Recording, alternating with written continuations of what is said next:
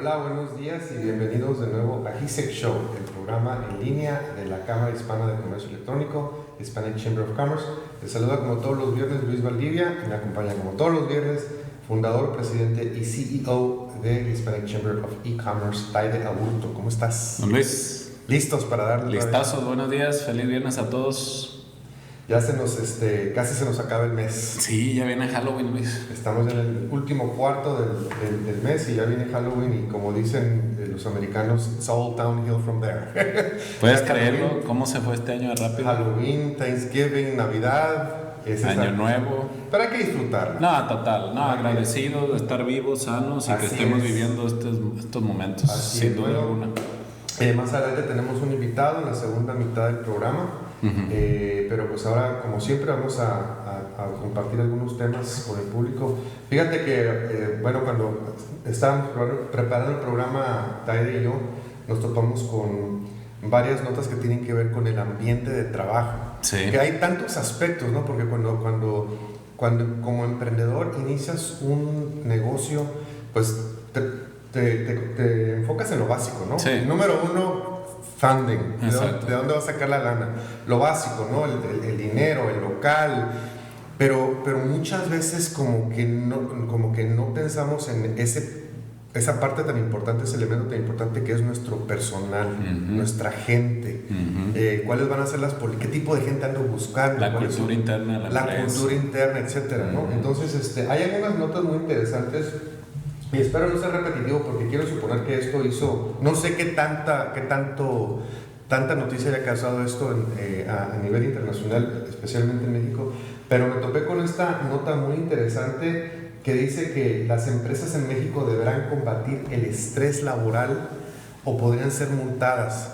Y fíjate, lo que me llamó la atención es que como que estos temas son, siento yo, más sonados en Estados Unidos, ¿no? Porque sí. en Estados Unidos se habla mucho del estrés y cómo eso te lleva a la depresión, etcétera, etcétera, pero encontré una cifra muy interesante tratándose de México. Ya ves que en México tenemos una cultura muy, aguántate, muy machista, ¿cómo que estás estresado? O sea, pero la gente se estresa también en México. No, en todos lados. Hay que reconocerlo. Yeah.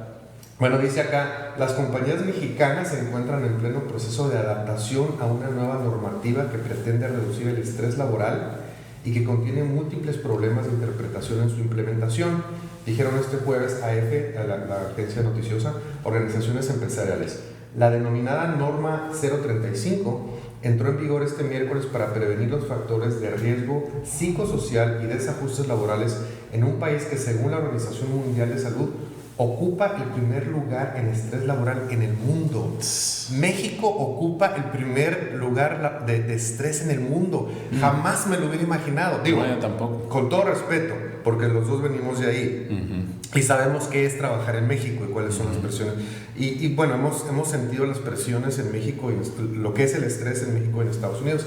Yo supondría, por aquellos reportes que hemos visto, por ejemplo, en Japón, en China, que los niveles de suicidio son muy altos, yo supondría que esos eran los países que eran más estresados, y resulta que es México. La norma sobre estrés laboral inquieta mucho al sector privado por sus implicaciones en interpretación para determinar cómo resolver cuando el trabajador presente un problema, explicó este jueves un portavoz de la Confederación de Cámaras Industriales CONCAMIN de México. Entre los principales componentes de la reforma se encuentra la eliminación de las juntas de conciliación y arbitraje y la creación del Centro Federal de Conciliación y Registro Laboral, que realizará la función conciliadora en materia federal y llevará el registro de todos los contratos colectivos de trabajo, reglamentos interiores del mismo y de las organizaciones sindicales. Las empresas están obligadas a entregar a sus trabajadores un ejemplar impreso del contrato colectivo de trabajo inicial o de su revisión dentro de los 15 días siguientes a que sea depositado ante el Centro Federal de Conciliación y Registro Laboral. Yo creo que esto va a representar un culture shock. No, totalmente. Sinceramente, ¿no totalmente. crees? Entre los patrones mexicanos. Y estoy seguro que va a haber un proceso de adaptación, porque no creo que va a ser de la noche a la mañana que va a desaparecer el estrés en empresas mexicanas porque ya lo reguló el Estado. No, pero de alguna manera, obviamente yo siento que es y son de esas armas de doble filo, ¿no? Porque evidentemente hay un problema, si no hubiera surgido esto, pero por otro lado también se presta a abusos, ¿no? De que, ¿sabes qué? Amanecí estresado, no puedo ir a trabajar. Esperemos que no. Pueden ponerse multas por diversas infracciones que son acumulativas y pueden llegar hasta los 2.5 millones de pesos, unos $125,000. Con la reforma, México cumple también con los compromisos internacionales asumidos con la firma del tratado entre México, Estados Unidos y Canadá, que demanda mejorar las condiciones laborales de los trabajadores. Ahí te va. Interesante. Así es que ya por ley los empleados, los patrones tienen que tener tienen que estar presentes en su mente ese pues mira, Luis, yo pienso que los jefes que tienen un poquito más de inteligencia emocional y que entienden de la importancia de tener a tu equipo de trabajo feliz o relajados, a gusto, es una cuestión de productividad. Yo creo que sí, ¿no? Y además me ha tocado escuchar de algunas personas que tienen, ya sabes, 300, 400 o 1000 empleados, lo que sea. Ellos, no han llegado a ese punto porque ha sido gracias al equipo que tienen. Claro. Y ya están como que más, o son más responsivos a este tipo de situaciones, pero qué bueno que México lo va a hacer, pero tengo bastante curiosidad de cuál va a ser el proceso de adopción. A kinder, gentler workforce, sí. Como decía nuestro expresidente, late George Bush Sr.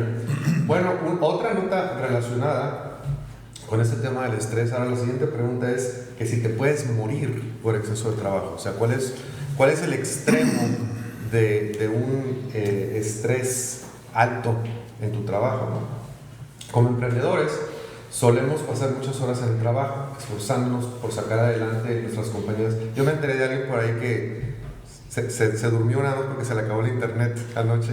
Sí. Que se durmió tarde, y eso es porque se le acabó el internet, si no todavía estuviera ahí pegado. De hecho, la búsqueda del equilibrio entre la vida personal y la profesional es un tema constante en la vida de los hombres y mujeres de negocios. Pero cuidado, si pasas más de 100 horas trabajando al mes, podrías sufrir... ¿Al mes? ¿Al mes? ¿A la semana? ¿será? Si pasas más de 100 horas trabajando al mes, yo creo que este dato está equivocado, porque si a la semana todavía te la creo, ¿no? Porque si trabajamos 40, son 160, entre 160 y 200 horas al mes es lo saludable. Sí. Bueno, pero estamos hablando del síndrome de Karoshi. ¿Tiene nombre? Tiene nombre, sí, porque viene de Japón. Este término acuñado en Japón en los años 80 se usa para definir la muerte causada por exceso de trabajo, ya sea por permanecer demasiado tiempo en la oficina, llevarse el trabajo a casa o de manera más actual, seguir laborando a través de tu smartphone, de tu teléfono inteligente. Aunque parezca una exageración, el Karoshi es un problema de salud pública muy real en el país del sol naciente, o sea, en Japón. De hecho, existe una ley que determina que si un empleado fallece por Karoshi, la compañía que lo contrata debe pagar una indemnización de más de $1,5 millones a la familia. Es cosa seria. Japón se está tomando ese problema muy en serio. Este mes el gobierno nipón publicó un informe en el que indica que anualmente unas 300 personas fallecen de Karoshi y que desde que se identificó el fenómeno, el exceso de trabajo ha cobrado cerca de 2.130 víctimas que se han podido comprobar de manera legal. O sea, es serio. O sea, No, sí. Acá la mente es una cosa muy poderosa. Y hemos hablado aquí en shows pasados que es importante tener balance en lo que hacemos. Claro, y creo que eso, y por eso estamos compartiendo esta nota, ¿no? Sí. No se trata de alarmar, se trata básicamente de hablar de algo que es evitable, que está causando un problema y que es completamente... Y a lo mejor, cuando estás joven o si, yo a veces me aviento unos rounds así medio largos, pero sé mis límites, ¿no? También, porque sí, tarde que temprano es una cadena que le estás metiendo presión, y por más fuerte que estén los links van a tronar en algún momento y no hay nada como estar sano.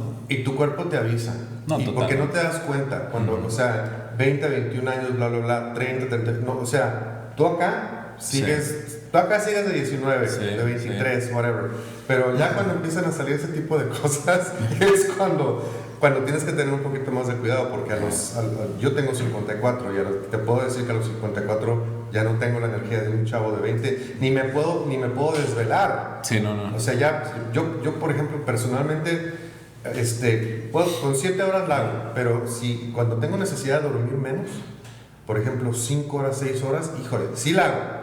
Me levanto y todo, pero ya en la noche ya ando como zombie, en mi caso muy particular. Que cuando era más joven a lo mejor aguantabas más, ¿no? Entonces hay que estar muy consciente de eso, ¿no? Yo sí estuve unos años, como digo, cuando llegué aquí 2006, creo que me aventé del 2011 al 14 más o menos, que dormía como 4 horas y media en promedio. Y yo empecé a notar después de que me estaba sintiendo como menos productivo, ¿no? Y yo siempre he sido de, como tú, 7, 8 horas. Entonces yo pienso que es súper importante dormir y mejor administrar bien tu día. Digo, si duermes 8 horas, tienes 16 horas que puedes hacer muchísimas cosas. Claro. Yo si yo hubiera hecho lo que tú hiciste, de dormir 4 horas al día nada más, ya tendría el pelo completamente blanco. Pero bueno. Mira, nos informa nuestra directora de cámaras que son 55 horas por semana. 55 horas por semana. Lo que en promedio puedes llegar. Lo que es saludable. Sí. Lo que te pone de 55 horas en adelante. Ahí está. Pues sí. Va a tener que bajarle la idea. No, pero yo digo, yo estoy bien. Para concluir esta nota, los casos de suicidio por estrés en Japón son muy conocidos en todo el mundo debido a su ambiente altamente competitivo, por lo que el karoshi no parece ser un fenómeno muy disparatado. Pero la pregunta es, ¿y en países como México? De acuerdo con las últimas cifras publicadas en verano por la Organización para el Desarrollo y Cooperación Económica, para 2015 los mexicanos son trabajadores que más horas laboran entre los países miembros. En promedio trabajan 1.246 horas al año, dice esta nota. Habría que hacer cuentas, ¿no? Para ver. Sí, porque acá son 2020, ¿no? ¿Perdón? 2020 son aquí. ¿En Estados Unidos? Para hacer una posición de tiempo completo.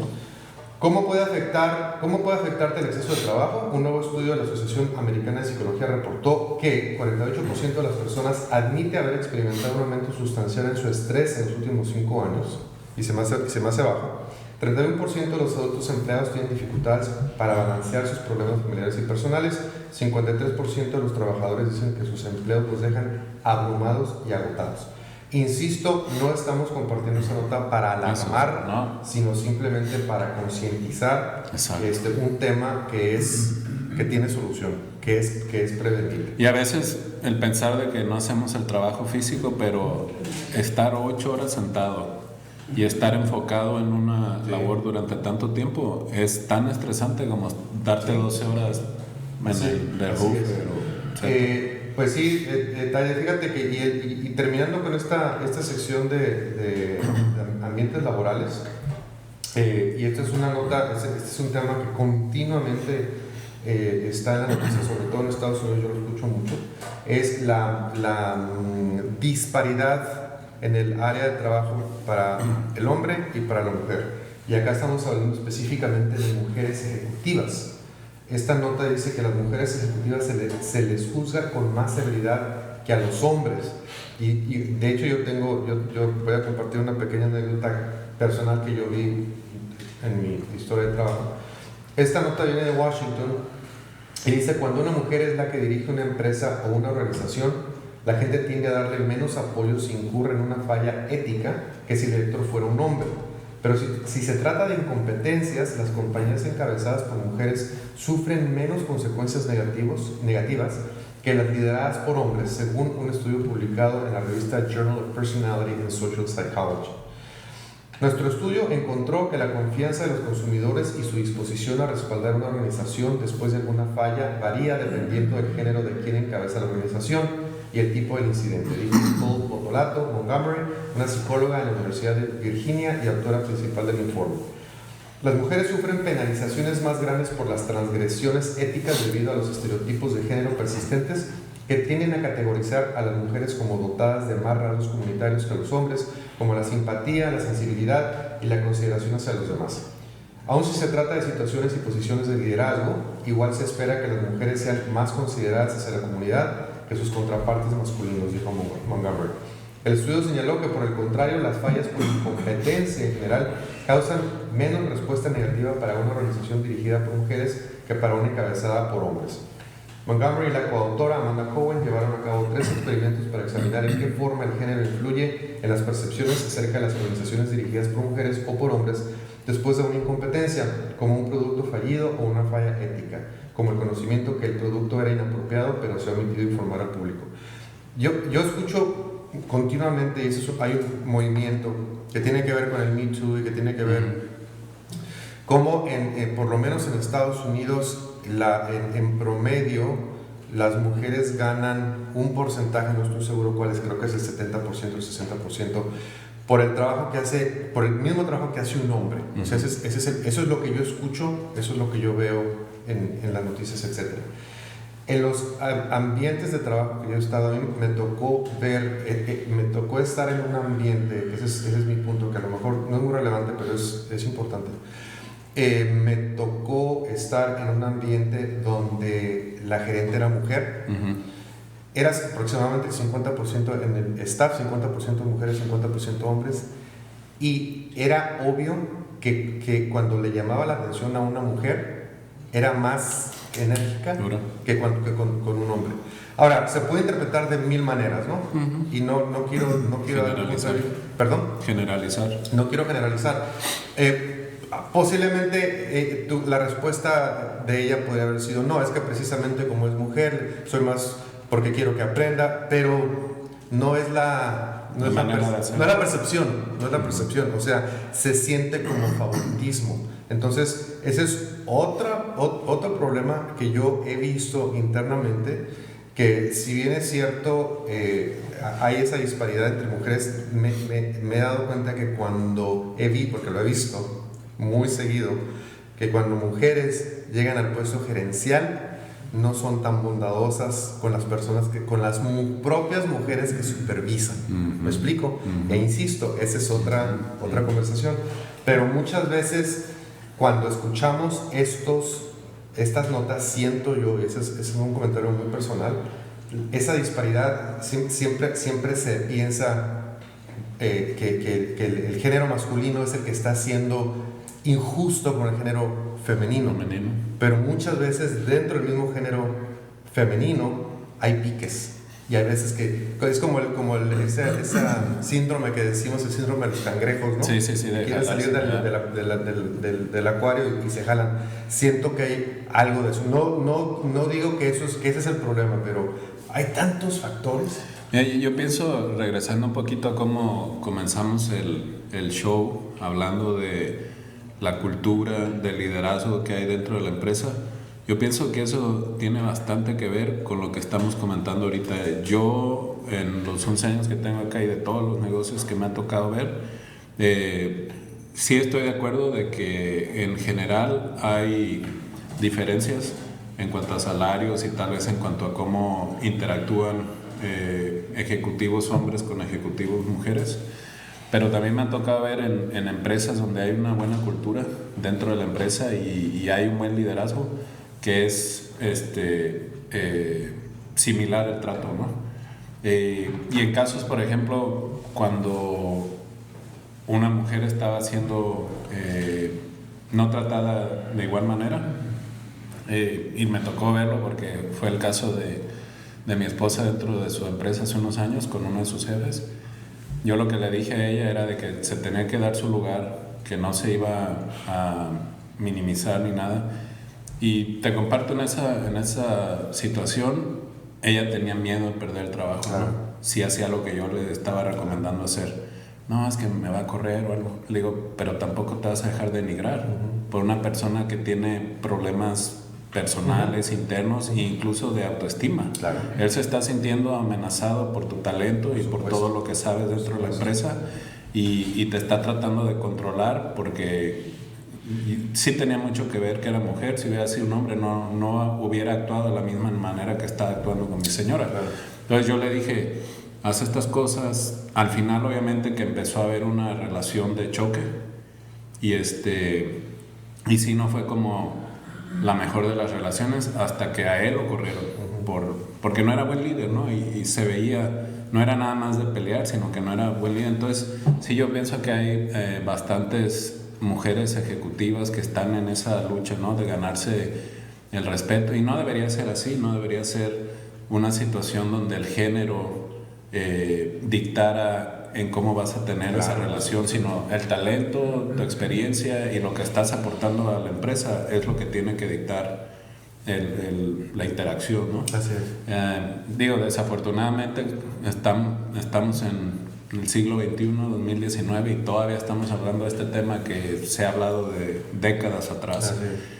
Y no cambia la cosa, y lo mismo pasa con otros grupos minoritarios, seas o no mujer. Pero te digo, yo pienso que la mejor manera o lo mejor que podemos hacer nosotros es ganarnos el respeto en base a nuestro trabajo y cómo interactuamos con la gente. Y si en esa empresa no te están valorando, pues va a haber otra que sí lo va a hacer, porque sí hay empresas buenas que sí le dan el lugar a las mujeres, y no podemos decir que en todo Estados Unidos todas las corporaciones y todos los negocios son antimujeres o antiminorías o algo, ¿no? No, para nada. Inclusive puedo compartir con ustedes que donde trabajo durante el día, mi day job en los terrenos de la Feria del Mar, tenemos 13 departamentos, y haciendo así un conteo rápido, la mayor parte son de las gerentes son mujeres. Te puedo decir que 7, 8, 9 inclusive son de los 13 departamentos son mujeres. Y pero se puede dar eso que te estaba platicando, ¿no? Que la gerente mujer muchas veces a las personas que supervisa, hay otro dilema que también hay que platicar, pero bueno, eso es otra conversación. Bueno, y cambiando un poco de tema antes de irnos a nuestro corte y darle la bienvenida a nuestro invitado, vamos a hablar ahora brevemente acerca de inmigración, con el enfoque a empresarios, obviamente. Visas para inversionistas. Visas para inversionistas, hay cambios a partir de este año. Dice acá esta nota: desde el mandato de Barack Obama, el gobierno estadounidense había anunciado que vendrían cambios en las reglas para los extranjeros que buscan obtener la residencia permanente en Estados Unidos por medio de una inversión a través del programa EB-5.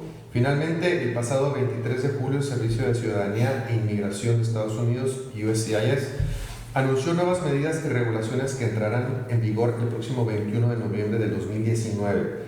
El programa EB-5, el cual se creó en 1990 para estimular la economía estadounidense a través de la creación de empleos y la inversión extranjera, entró en auge en América Latina en el 2008, permitiendo a muchas familias obtener la Green Card al invertir capital en proyectos inmobiliarios y otro tipo de inversiones en Estados Unidos.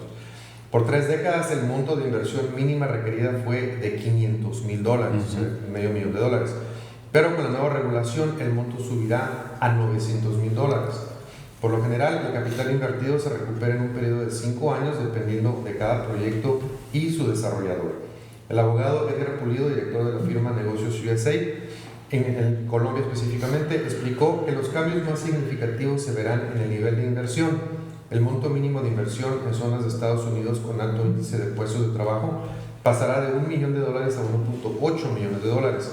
En las zonas de poco empleo, conocidas como TEA, la inversión seguirá siendo un 50% inferior, es decir, pasará de $500,000 a $900,000.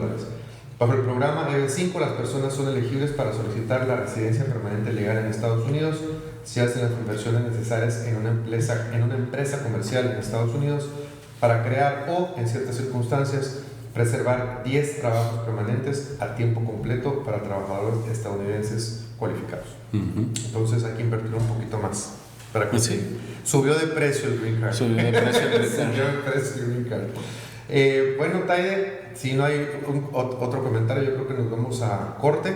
Sí, vámonos Productor, nos vamos a un corte. No se vayan, seguimos aquí en KISEC, el programa en línea de la Cámara Hispana de Comercio Electrónico por kdhk.tv. No se vayan, regresamos en un par de minutos.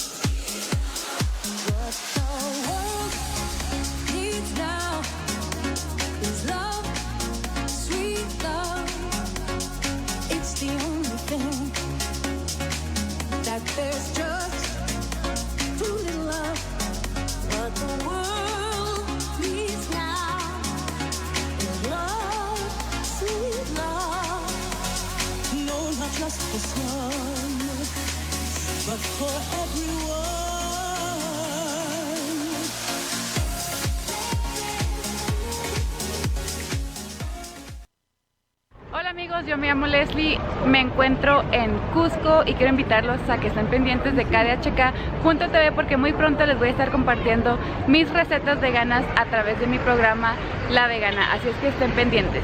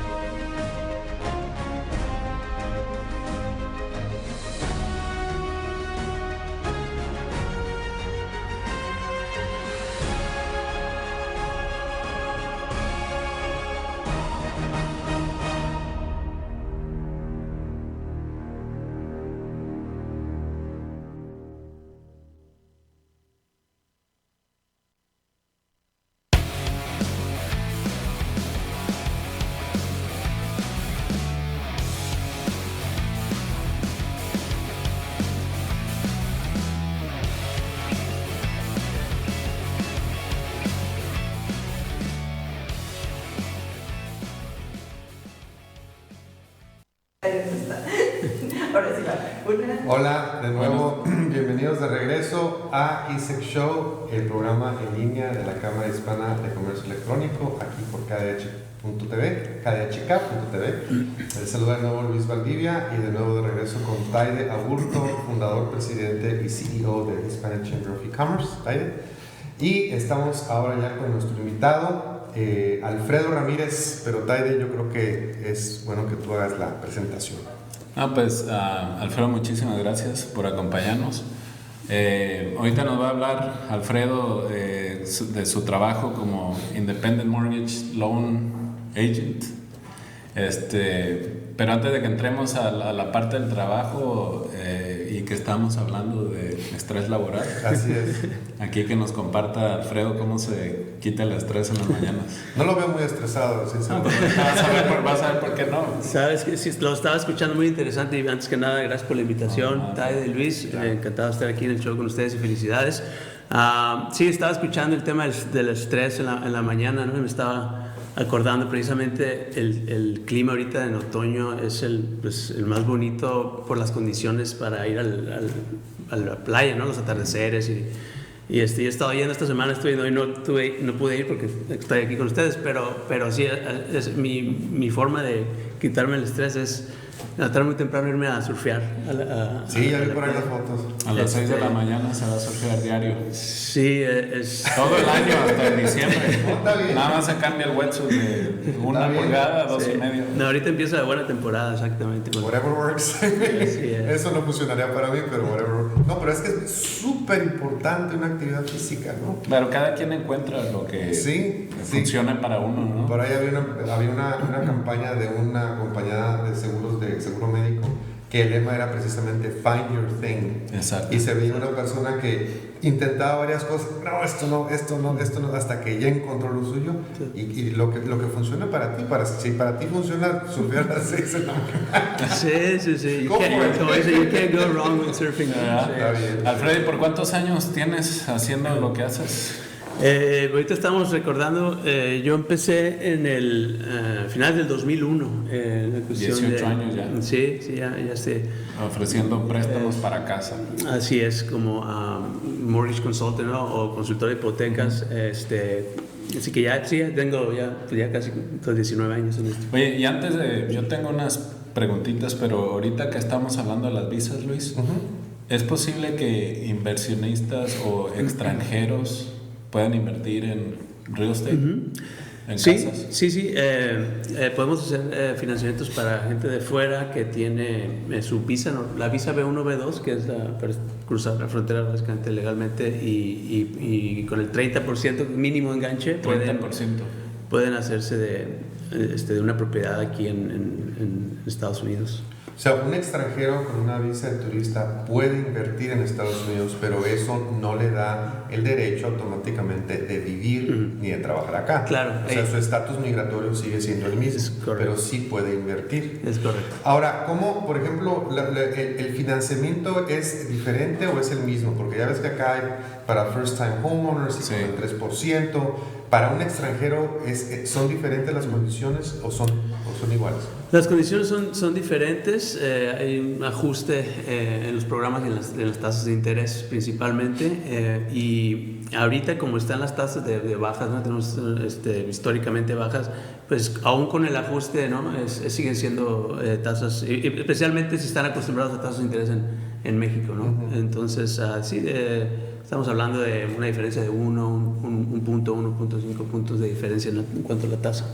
Pero es posible. Sí, es posible. Aquí a través de este show, Alfredo, tenemos gente que nos ve en varias partes de Latinoamérica, en vivo y luego posteriormente en la grabación.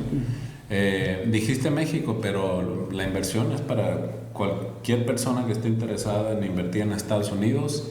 Sepan que hay programas, opciones de financiamiento, pero como mencionó Alfredo, tienen que invertir el 30% del valor de la casa y ya después pueden conseguir el financiamiento a través de ustedes. Así es 30% y una serie de requisitos que con gusto puedo ver, pero es el principal. Le vamos a compartir, al terminar esta entrevista, los datos de Alfredo para los interesados que estén en Latinoamérica, hacerse una propiedad de este lado, pues van a poder contactar a nuestro buen amigo Alfredo. Ahora, en cuanto ahora hablando ya de la gente que está de este lado, ¿no? Que califica para first time home buyer loans, ese tipo de cosas, te voy a hacer preguntas que a lo mejor son muy básicas y se te van a hacer muy tontas, pero tenemos gente que nos ve de diferentes niveles de conocimiento, ¿no? En algún momento existían lo que eran los interest only loans, y tengo entendido, tú lo puedes explicar mejor que yo, pero era donde tienes el préstamo y al hacer tu pago nada más creo que cubrías el interés, ni un dólar se iba al capital. ¿Siguen existiendo los interest only loans? Los interest only loans sí siguen existiendo. Los préstamos que no existen ya son los negative amortization loans, que salieron en el 2000, por ahí del 2005, 2006, que básicamente no cubrías toda la parte de interés, y una parte se iba al balance, o sea, subía, en pocas palabras, la gente estaba haciendo su pago mínimo y iba subiendo su deuda, ¿no? Que era una... O sea, que realmente no se bajaba, es como una burbuja. Sí, y es parte de lo que ocasionó toda la crisis, ¿no? Claro. Que básicamente les ponían una granada a la gente en las manos, y por el contrario, los precios de las casas en aquel tiempo iban bajando, ¿no? Entonces, esa es una pregunta de hecho muy bueno porque mucho de eso fue lo que causó toda la crisis. Ahora, ¿qué es bonito? ¿Por qué un interest only? O sea, el interest only es, me imagino, para que tu pago sea menor. O sea, para que puedas comprar, entre comillas, una casa, poder vivirla. O sea, ¿es buena idea un interest, o es algo temporal que dices tú, bueno, durante un año voy a hacer interest only, luego refinancias? ¿Es buena idea un interest only? La verdad, el interest only ahorita lo ves muy poco, o sea, muy poca gente lo utiliza. Sin embargo, sí, es algo temporal. A lo mejor piensan vender la propiedad en 3-4 años, entonces dicen, bueno, voy a tener mi pago bajo y le voy a apostar a que a lo mejor la propiedad pues va a subir de valor. Es como una estrategia realmente. O sea, no es una solución cuando compras. No. Si quieres una casa, si a 30 años la quieres pagar, no vas a sacar un interest only loan porque nunca la vas a terminar de pagar. Exacto. Ahora, también tengo entendido que había, por ejemplo, para primeros compradores, no recuerdo, préstamos que no requieren enganche, 0% Así down es. payment. Así es. ¿Siguen existiendo esos? Así es. Los Down Payment Assistance y Closing Cost Assistance Program, ¿no? Programas de asistencia para el enganche y para parte de los costos de cierre siguen existiendo. De hecho, hacemos muchos nosotros en la oficina. Es básicamente, necesitas 640 de FICO Score, ¿no? De puntaje de crédito mínimo. Eso es importante. Es el mínimo. Tienes que tener crédito decente. Y de ahí hay ciertos límites de ingreso, ¿no? Que puedes tener combinado con tu pareja, y depende del área donde compres, también hay diferentes límites, pero en general es un buen programa. Mucha gente entra con $3,000, $5,000 a la mesa y se hacen en una casa, ¿no? Entonces, y después de eso, creo, si no ando mal, para el first time homeowner, si nunca has comprado una casa en Estados Unidos, es tu primer casa, creo que andan el enganche por 3%, una cosa por el estilo. Háblanos un poquito de eso. sí, bueno, de hecho, te cubren, ¿no? Estos programas muchas partes cubren parte del enganche, pero en cuanto a tu pregunta, del 3%, del 3.5% es el préstamo que es muy común, que es el FHA, ¿no? Que es el mínimo del 3.5%, y que muchos primeros compradores lo usan porque son un poquito más flexibles los guidelines, ¿no? Y pueden calificar con un puntaje de crédito más bajo, ¿no? Inclusive podemos irnos como a 590 en muchos casos de puntaje de crédito, ¿no? Oye, para alguien que aún no tiene casa y que está considerando en hacerse de su primera propiedad, ¿qué les recomendarías que fuera lo que ya empezaran a trabajar? Ya mencionamos el crédito, que tienen que empezarlo a trabajar para calificar, pero aparte del crédito, ¿qué hay otros consejos que les pudieras dar? Sí, no, excelente pregunta. Sí, mira, principalmente en muchos casos, ¿no? Ya gente conmigo y dice, ok, ya voy a comprar mi propiedad, y entonces lo primero que es checo el crédito y que me doy cuenta de que a lo mejor acaban de comprar dos carros con un pago de $400, $500 al mes, ¿no? Y te hubieras esperado unos meses, ¿no? Entonces, sí, uno es eso, ¿no? Porque revisamos lo que es el debt to income ratio, que es la deuda completa comparado con cuánto gana, ¿no? Claro. Entonces, si hay ya mucha deuda de entrada, pues los limita o no los va a permitir calificar. Entonces, sí, primeramente es tratar de bajar sus montos, sus deudas, para que el pago mensual total mínimo pues sea bajo, y sí cuidar el crédito, no, obviamente no hacer pagos tarde, tratar de mantener los balances bajos, y pues mantener el empleo. Normalmente revisamos 2 años de historial de que esté en el mismo empleo. Entonces, básicamente el crédito es una parte muy importante, y el ingreso, ¿no? Ahora, como empresario, tú te iniciaste en estos, si entendí bien, hace unos 18 años. Correcto. Que fue cuando iniciaste en el ámbito de hipotecas en Estados Unidos. Correcto. Lo cual quiere decir que sobreviviste la burbuja del 2007-2008, ¿no? Que ese fue, esa explosión de la burbuja fue el acabose financiero para muchas personas, y para muchos empresarios, y para muchas personas en el ámbito de las bienes raíces. Y tú sobreviviste. ¿Qué hiciste diferente? ¿Qué nos puedes platicar? Porque posiblemente, no sé si a lo mejor hubo un momento que estabas por tirar la toalla. ¿Qué te mantuvo? ¿Qué te ayudó a seguir adelante después de esta crisis que hubo hace 10 años? Sí, pues digo, el hecho de yo disfruto mucho mi trabajo y el ver que alguien se haga de una propiedad o guiarlo, coacharlo de que al final tengan su llave y tengan su techo, eso simplemente a mí me motivó mucho a continuar, ¿no? A pesar de que sí, como dices, hubo tiempos muy duros en 2007, 2008, 2009. Sin embargo, es básicamente continuar algo que ya sabes hacer, algo que lo has hecho y que crees en ello. Y pues para mí, el que una familia se haga de una propiedad, hablando mucho de la gente hispana, que es yo creo el 80% de la gente con la que yo trabajo, pues eso me ha motivado siempre, ¿no? A continuar y finalmente pues se corrigió, ¿no? Todo eso que comentas del 2007 y ahorita tenemos un mercado más sano, ¿no? Es un mercado con mejores programas para la gente, el inventario se ha mantenido, entonces son otras cosas que estamos viviendo ahora comparado con aquel tiempo, ¿no? Háblanos un poquito acerca de la empresa con la que estás afiliada, Fairway Independent Mortgage Corporation. Para serte sincero, como consumidor, no había oído hablar de esta empresa. Hay tantas empresas tan fuertes. Es nuevo para mí ese nombre. Háblanos un poquito. Sí, claro. Mira, Fairway Independent Mortgage es lo que llaman un mortgage banker. Nosotros prestamos dinero directamente. En cuanto a volumen, para darles una idea más o menos, en cuanto a préstamos en todo el país, están los tres grandes, son Wells Fargo, Bank of America, Chase y Fairway está bajito en cuanto a volumen, especialmente en préstamos FHA. Es una empresa bastante grande, sin embargo no somos pública, entonces operamos un poco más como empresa pequeña, ¿no? Que tenemos tasas también muy competitivas. Entonces yo de toda mi trayectoria que he tenido ya varios años en esto, me siento que estoy como en the best of both worlds, ¿no? Es una empresa grande, mucho apoyo, sin embargo operamos un poco como empresa más pequeña, ¿no? O sea, si yo quiero comprar una casa, si estoy interesado en una hipoteca, puedo ir a tocarle la puerta o entrar físicamente a la oficina de Wells Fargo, las compañías que acabas de mencionar, o puedo tener, porque ustedes son como independientes, ¿no? O sea, tú tienes tu oficina independiente y estás afiliado a Fairway. No hay una oficina grandota como Wells Fargo. Esa es una de las opciones que tiene la gente. Sí, así estamos. Ahora, para la persona que apenas ¿cuál es el primer paso? Tengo oportunidad de hacer esta pregunta mucho en diferentes programas. ¿Cuál es el primer paso? Porque yo te voy a compartir contigo lo que yo siento que es el error número uno. Es que primero van a ver casas. Quiero comprar casa. Voy a ver la que me gusta. Me gusta esa de $3.5 millones. ¿Qué es humano? Sí. No, lo mejor es ser preaprobado. ¿No crees? Sí, no, eso es, pasa muy seguido y sí se decepciona, ¿no? Mucha gente se enamora de una casa y luego ya regresan. A ver, ya me gustó esta, apúrate con el préstamo, ¿no? Sabes que malas noticias, sabes que no calificas para... Claro.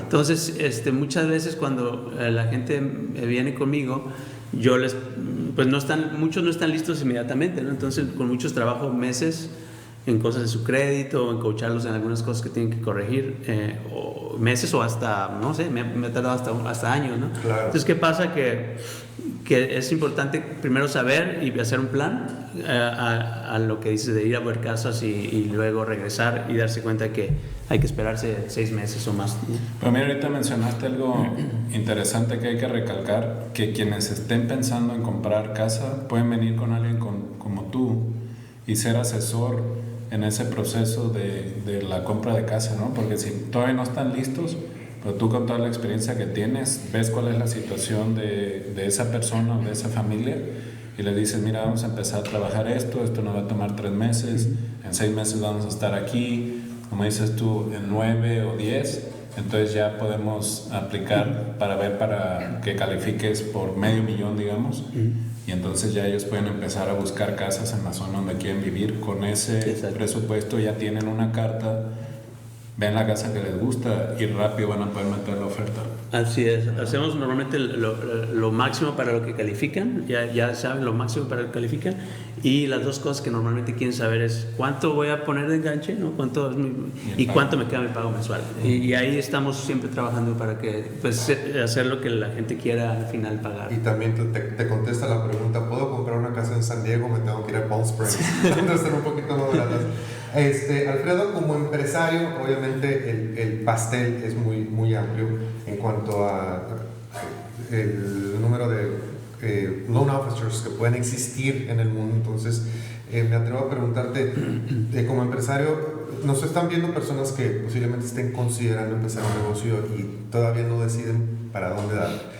¿Tú recomendarías, qué recomendaciones harías para alguien que esté interesado en hacer lo que tú haces, que quiere empezar un negocio en mortgage? Pues primero yo creo conocer un poco sobre la industria, ¿verdad? Conocer un poco sobre la historia también de la industria, hablando de lo que pasamos en el 2007-2008. Y ver qué mercado, qué nicho quieren atacar, ¿no? Como dices, es un pastel muy grande. Sí. Yo trabajo mucho con la gente hispana, con compradores o gente que quiere refinanciar su propiedad. Y hay, no sé, hay agentes o loan officers que igual y se dedican a cierto mercado, cierta área. Es muy grande, puedes dedicarte a ciertas áreas, pero hay que conocer en general para ver cuáles son tus fortalezas y dónde puedes aportar más, ¿no? Quizás. Entonces, en cuanto a preparación tipo licencia, porque acá en Estados Unidos tienes que tener licencia para real estate, según lo que te vas a dedicar. Inclusive tengo un amigo que trabaja en un entry level position en un casino y tuvo que tomar un curso y tuvo que sacar una licencia para trabajar en un casino. Los casinos están muy regulados. Entonces, ¿qué necesitas? ¿Qué preparación? ¿Qué entrenamiento? ¿Qué licencias se requieren para ser loan officer acá específicamente en California? Sí, tenemos que tener la licencia y renovarla y estar actualizado cada año. De hecho, ahorita antes de diciembre tenemos que cumplir con ciertos cursos todos. Ya sea estás normalmente estamos más regulados, y después de lo de 2017 los lenders nos hacen hacer más cursos, terminar más exámenes, y normalmente son en línea, ¿no? Muchos de los exámenes, pero sí, siempre hay que estar al corriente con lo que está pasando en el mercado y haciendo los exámenes necesarios para poder estar. O sea que cuando una persona viene contigo para pedirte tu asesoría, puede estar tranquilo de que estás actualizado. O sea, continuamente tienes que estarte actualizando. Correcto. Porque cada año te hacen prueba cada año. Cada año hacemos pruebas y está regulado. De otra manera no puedes ofrecer tus servicios si no estás al corriente, ¿no? Ahora, Fairway, me estoy yendo de consumidor a empresario, ¿no? Pero otra vez hablando en el lado empresarial, Fairway Independent Mortgage es como una tipo franquicia o simplemente te afilias. ¿Cómo funciona ese modelo? Es lo que le llaman un mortgage banker, o que le llaman muchos direct lender, ¿no? Entonces nos dedicamos específicamente a préstamos residenciales. Okay. Y es una empresa que está en todos los estados, y básicamente todos estamos sobre Fairway, nada más que hay diferentes branches que operan en forma más independiente, pero de alguna manera estamos ligados todos hacia ¿Y se requiere de alguna inversión para ser parte de esa compañía? Pues si tú eres, yo ya tengo todo mi requerimiento, mi licencia, mi todo, quiero ser parte de Fairway Independent Mortgage Company Corporation, ¿se requiere de una inversión? Sí, bueno, primeramente hay varios requisitos, ¿no? Que tienes que tener cierto tipo de licencias, hablando de los exámenes que tienes que hacer. Es una lista larga si quieres ser parte, ¿no? de la empresa, pero hay oportunidad para gente que está preparado, que estudió en la parte de todo lo que es mortgage bankers o mortgage brokers. Entonces es nada más cumplir con los requisitos. ¿Cómo te encontramos, Alfredo? ¿Cómo te encontramos en las redes? alfredoramirezloans.com. Pues estoy en Facebook como Alfredo F. Ramírez, o en Instagram alfredo.mortgage.bro. Perdón, porque hablamos de que Fairway tiene presencia a nivel nacional y aquí nos ve gente que está en otros estados. ¿Puedes tú ofrecer préstamo a alguien que esté en Texas? Sí, podemos hacer el financiamiento en cualquier estado.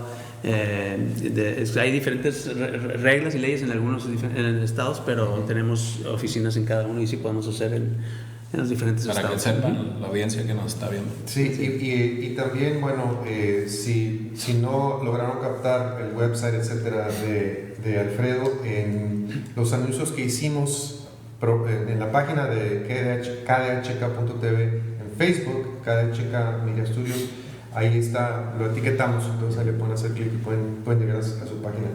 Sí. Bueno, no lo vamos a dejar ir, voy a aprovechar antes de que se nos acabe el tiempo, voy a hacer un anuncio de un programa nuevo que viene aquí en kdcheca.tv. Se llama Serie de los Martes y el tema inicial, el tema que se va a manejar en las próximas semanas es el suicidio, la enfermedad del siglo XXI. Justo estábamos hablando del estrés en el trabajo, estábamos hablando Y del patrimonio, ¿no? Síndrome por la gente que trabaja además, bueno, también se da en menores de edad, se da en todas las edades y es desafortunado. Y es muy preocupante vi por ahí una nota reciente de una niña, creo que de 9 años, que se suicidó en Estados Unidos. Entonces, o sea, ya para que un niño, para que le entre esa idea y tome los pasos de suicidarse, algo anda seriamente mal, ¿no? Entonces es un tema muy preocupante. Este programa Serie de los Martes, estamos hablando que ese tema del suicidio se va a manejar los martes 5, 12 y 19 de noviembre con 8 panelistas, y en el último programa, en el programa 19, vamos a tener la presencia del doctor Davidov, que es un psiquiatra muy reconocido aquí, muy respetado en San Diego. Entonces, para que no se lo pierdan. ¿Perdón? Para que no se lo pierdan. No se lo pierdan. También en kdhk.tv, en vivo. Serie de los martes, el suicidio, enfermedad del siglo XXI. Estén pendientes. Oye, lo que me faltó es la hora, si me pueden investigar la hora, por favor. Sí, y hablando de rápido antes de que nos vayamos, porque esta es una parte bonita de lo que hace Alfredo. Tiene una fundación donde trabajan con niños. Y si nos puedes decir un poquito rápido. Sí. Bueno, pues es ligado al surf, ¿no? Sí. Tengo ya tiempo haciendo una serie con otras empresas, otros amigos, binacional de surf. Tenemos ya 5 años, pero ya 10 años haciendo otros eventos en San Miguel, en Ensenada. La serie es binacional. Tenemos un evento en Imperial Beach que acaba de ser hace 2 semanas, y 2 eventos en Ensenada, en San Miguel. Y pues es como una unión de los surfers que vienen de California y de Baja California. Al final son $5,000 que Baja Bound Insurance pone a los primeros 3 de la categoría de hombres y mujeres. Y más que nada es una unión, ¿no?, de las 2 comunidades surfers, y pues hay muchos niños y todo, es muy bonito. Y es parte de ese balance que estamos hablando, ¿no? Porque, bueno, abrimos el programa diciendo que lo primero que hace Alfredo a las 6 de la mañana es irse a surfear. ¿Y qué manera, ejercicio, limpias la mente? Es una combinación de yoga con meditación, ¿no?